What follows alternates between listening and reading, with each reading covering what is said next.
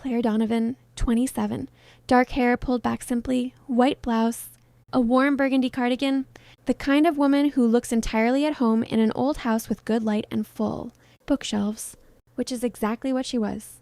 A freelance editor from Burlington, Vermont, who had spent her summers since childhood at her grandparents' lake house in northern Vermont, the one with the wraparound porch and the crooked dock, and the kitchen that always smelled of coffee and cedar. She was not a woman who sought conflict. She was, however, a woman who had learned, over 27 years of paying careful attention, that kindness and firmness are not opposites, that you can be gentle and still hold your ground, that sometimes the most loving thing you can do is simply refuse to move. Frank and Miriam Donovan, gone now these 3 months. Frank, 74, broad-shouldered, white-haired, a retired civil engineer who had built things his whole career and who had built, in the last years of his life, something more careful and more considered, a plan for what he loved and where it should go. Miriam, 71, a former schoolteacher, the kind whose students came back 20 years later to tell her what she had given them. They had died together in a small plane accident in early October, on a clear afternoon that had offered no warning. They had been flying back from a weekend in Quebec, where they had celebrated their 49th anniversary. It was the way Frank had always said he wanted to go, which did not make it easier. There are losses that reorganize everything, not just the grief, though the grief is its own long country, and you do not pass through it quickly or cleanly. But the way the loss reorganizes the landscape of a family, who people are when the people who held them together are no longer there to hold.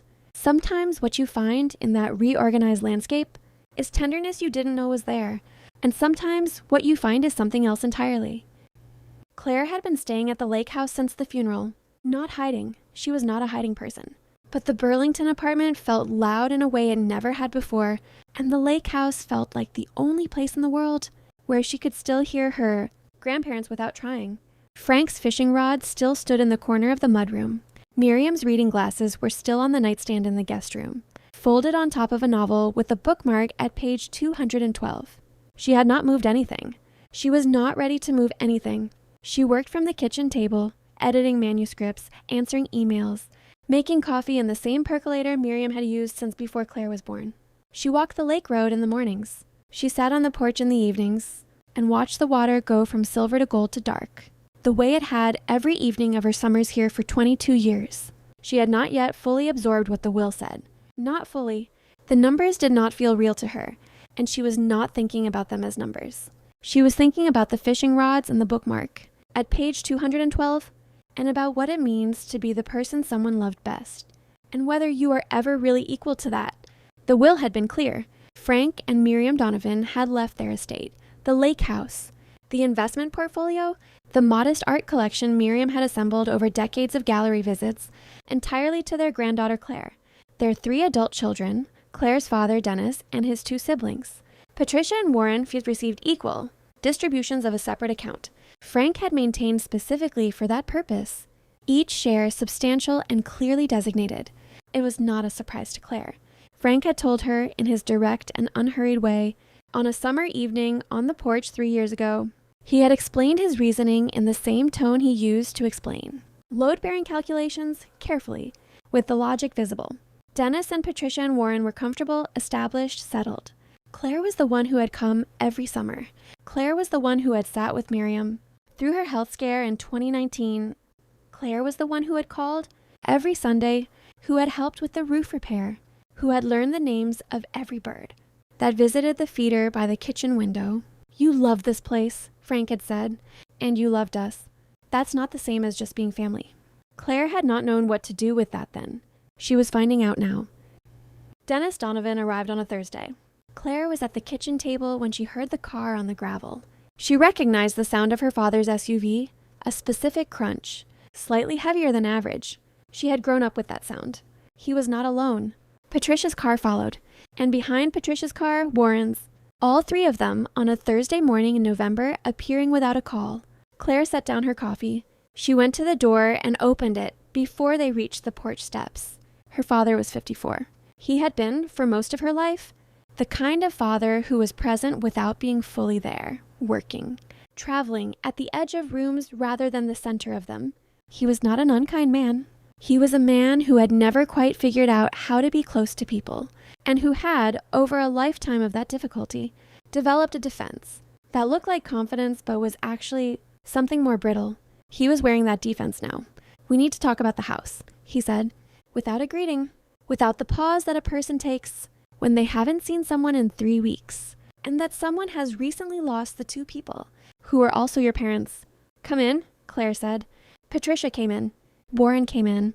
Dennis came in last and looked around the house with the particular look of someone taking inventory, which told Claire what kind of conversation this was going to be. Before anyone had said another word, they sat in the living room. The fire was going. Claire had laid it that morning, the way Frank had taught her, kindling first, 2 larger logs crosswise. Patience with the draft. It was the only warm room in the house on a cold November Thursday. Dennis spoke. He had prepared. She could hear the preparation in it, the sequenced points, the language that had been arranged in advance. He said that the will, while legally valid, did not reflect the full picture of the family's relationship with the property. He said that Frank had not been, in the last years entirely, and here he paused and used the word capable, which landed in the room with more weight than he may have intended. Patricia said that the house had been in the family for 30 years, and that it seemed unfair for one person. She said one person with a specific inflection that meant, Claire specifically, to hold it exclusively. Warren said very little, which was Warren's way. He looked at the fire and said occasionally things like, "That's right," or "It just doesn't seem right." He was the youngest of the 3 and had spent a lifetime following the consensus of his siblings. Claire listened to all of it. She let it be said. She did not interrupt. When they finished, she was quiet for a moment. The fire moved. The lake was visible through the window, gray and still, with the flat light of a November morning over it. She said, "I understand that this is painful for you. I understand that you're grieving, and that grief sometimes goes looking for somewhere to land." She said it quietly, without edge. "I also need you to hear me clearly. Grandpa and Grandma made their choices deliberately. They explained them to me directly. I will not be acting against their wishes." Dennis's expression tightened. "We're not asking you to act against their wishes. We're asking you to be reasonable." "I think I am being reasonable," Claire said. Patricia said, "Claire, you can't just—" "I can," Claire said, gently, firmly, the gentleness and the firmness, not in opposition, but together, the way her grandmother had always managed it. "I can and I am. This is Grandpa and Grandma's house, and they gave it to me, and I am going to take care of it the way they would want it taken care of." The room was quiet for a moment.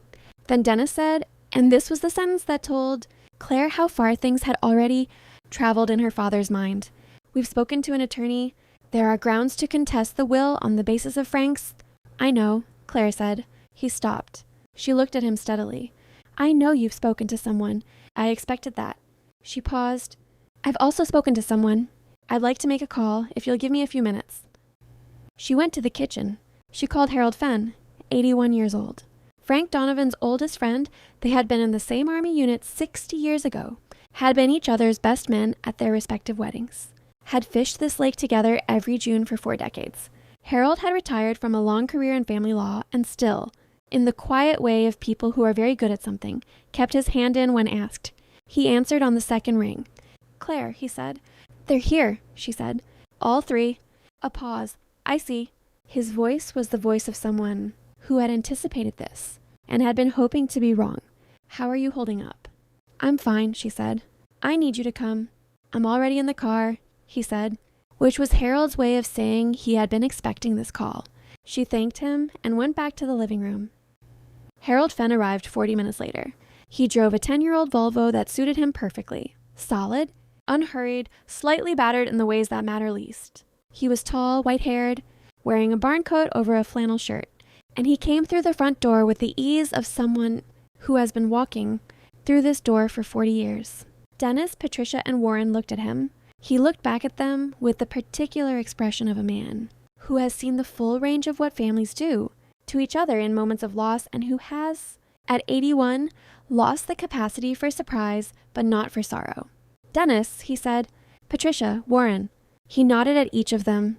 Then he sat in the chair beside the fire, Frank's chair, which everyone in the room knew was Frank's chair, and he folded his hands and looked at the 3 of them with the steady patience of a man who has spent a long career sitting in rooms where people were about to hear things they needed to hear. I was Frank's attorney for the last 8 years, he said. I drafted the will. I also have in my car a document that Frank had me prepare 14 months ago, specifically because he anticipated this conversation. He paused. He knew his children. He loved them. He also knew them. Another pause. He wrote you each a letter. I have them. You may have them when you are ready to receive them as your father's words, rather than as obstacles. The room was very still. The will is uncontestable, Harold said. It was not harsh. It was simply a fact delivered by a man who knew how to carry facts. Frank had 2 independent physicians assess his capacity at the time of signing, precisely because he wanted there to be no question. There is no question. He looked at Dennis directly. I advise you to let this go, not because you have no grief. I know you have grief. I share it. Frank was my oldest friend. His voice moved briefly over something that was not professional. But this is not the grief talking. Or if it is taking you somewhere Frank would not want you to go. Dennis looked at the fire for a long time. Patricia had her hands in her lap, very still. Warren looked at the floor. Harold let the silence be what it was. He had learned, over 50 years of sitting in difficult rooms, that silence allowed to be itself almost always does better work than words, brought in too soon. After a while, Dennis said, he really prepared for this. He prepared for everything, Harold said. He was Frank. Dennis made a sound that was not quite a laugh, and not quite a cry, but was something in the space between. Something that Claire recognized as the sound of a person, reaching a place below their defenses. I know, Dennis said quietly. I know he was. Claire looked at her father. She had not, over the last 3 weeks, seen him grieve. She had seen him manage phone calls and arrangements and the particular busyness of practical men who don't know what else to do with loss. She had not seen him sit in his father's chair, which he was not sitting in. He was on the couch, and simply feel the weight of the thing. She got up from her chair. She sat beside him on the couch. She did not say anything. She just sat there. He looked at her, and for a moment, in the November light of a living room on a gray lake, he looked like what he was, a man in his 50s, who had just lost his father and did not have very good tools for that, and who was sitting next to his daughter who had, without ceremony, come to sit beside him. He put his arm around her. She leaned into it. Patricia and Warren were quiet. Harold was quiet. The fire moved. The letters were received the following week. Claire was not present for the reading of them. That was not her place, and she understood that. She was told later only this, that Frank had written to each of his children with the full complexity of a father who sees his children clearly, their strengths and their limitations and the things he wished had been different, and the love that ran underneath all of it. Regardless, that he had explained his choices not to justify them, but to leave nothing unsaid. That Dennis, after reading his, had called Claire, not to apologize, not exactly. He was not there yet, and she was not expecting him to be. He had called to say, I read it. I understand better than I did. That's enough for now, she had said. Yeah, he said. I think it is. She stayed through the winter, not because she felt she had to prove anything, because she wanted to, because the lake in February was a thing she had never seen. Frank had always closed the house in November, and she wanted to know it. She wanted to know all of it, all the seasons, all the light. She kept Miriam's bookmark in the novel. She did not move the reading glasses. She left the fishing rods where they were. She bought a bird book and learned the winter species at the feeder. She learned that the cardinal, which came every morning at the same time, was the same bird her grandmother had watched every winter for 20 years. She sat with her coffee and watched him and thought about her grandmother watching him, and felt in that strange and quiet continuity something that was not exactly comfort but was close enough. She called Harold every Sunday. He had, without anyone formally deciding this, become the person she talked to about the things that required someone who had known Frank and Miriam from the inside. He told her stories she had never heard. Frank at 22, scared and trying not to show it. Miriam at their first meeting, which Frank had described to Harold the next morning as, I met the person I'm going to spend my life with. I just need to convince her of that. Harold telling Frank he was insane, and Frank being completely right. She wrote them down. She did not know yet what they were for. She knew they mattered. In April, Dennis came back. Just him. He called ahead this time. He came on a Saturday, and they walked the lake road together. The same road Claire had been walking, alone all winter, and he told her things about his father that she had not known. The hard years when the business had almost failed. The long period when Frank and Dennis had not spoken, in the early 90s, and how they had found their way back. The particular kind of love between a father and son that is always slightly too formal and always slightly too proud to say what it is. He was proud of you, Dennis said. He told me. Not in that way people say things to be kind. He actually sat me down and told me. He looked at the lake. I should have told you that sooner. You're telling me now, Claire said. He told me that too, Dennis said. He said, tell her what you mean to tell her while you still can. Don't be like me and save everything for the lawyer. Claire stopped walking. He said that, she said. He said it just like that, Dennis said. He always knew where he fell short. A pause. He just wished he'd done better with it while he had the time. She looked at the lake, the April lake, beginning to warm, the ice long gone, the water moving again in the particular way of something returning to itself. He did well enough, she said softly. She meant it.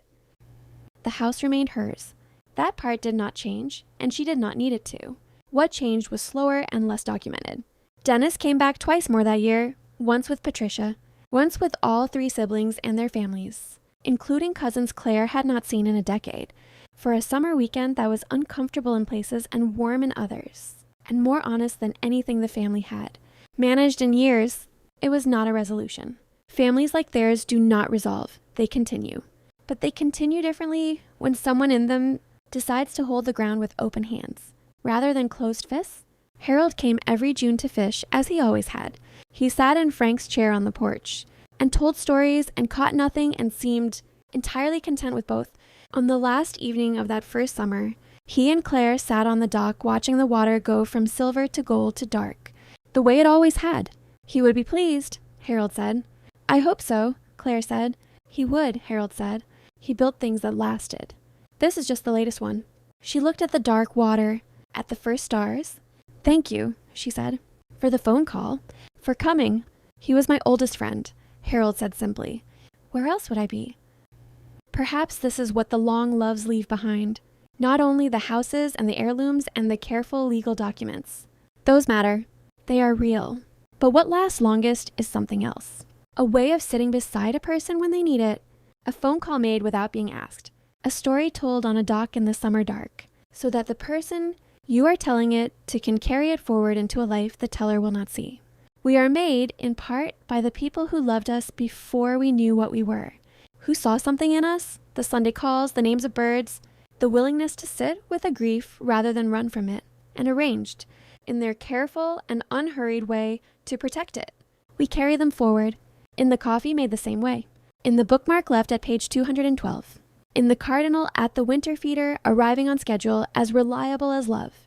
They are not gone. They are just ahead of us now, the way they always were, leaving things in our path, so that when we arrive, we find everything we need already waiting,